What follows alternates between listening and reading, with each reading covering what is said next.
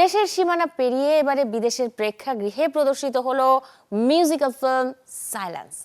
আমেরিকার ফ্লোরিডায় এই ছবিটি উপভোগ করে হল ভর্তি দর্শক। বিখ্যাত সঙ্গীত পরিচালক ইমন সাহার পরিচালনায় গান নির্ভর এই সিনেমাটির প্রধান দুই চরিত্রে আছেন সাইমন সাদিক ও নীলাঞ্জনা নীলা। এছাড়াও আরো গুরুত্বপূর্ণ চরিত্রে আছেন ইন্তেখাব দিনার, আজাদ আবুল কালামের মতো অভিনয় শিল্পীরা। প্রযোজনা প্রতিষ্ঠান কারিগরের উদ্যোগে ওয়েস্টার্ন বিচের থিয়েটারে সাইলেন্স ছবিটি দেখে প্রশংসা করেন উপস্থিত বাঙালি দর্শকেরা। এ সময় উপস্থিত ছিলেন ছবির শিল্পী কুশলীরাও।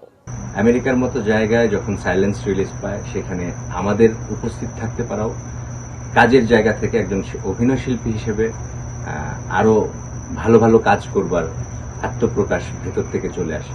আমরা বিশ্বাস করি যারা আমাদের সংস্কৃতি এবং আমাদের দেশকে ভালোবাসেন, যারা আমাদের চলচ্চিত্রকে ভালোবাসেন, এইখানে সেই মানুষজনগুলো উপস্থিত ছিল, তাদের প্রতি কৃতজ্ঞতা আমার খুবই ভালো লাগছে। আমি আসলে প্রথমবার দেশের গণ্ডি পেরিয়ে শুধু আমেরিকায় আমার মুভি কোনো সিনেমা হলে প্রদর্শিত হলো, এটা আমার জন্য অনেক ভালো লাগার, ভালোবাসা এবং একজন অভিনেতা হিসেবে গর্বের।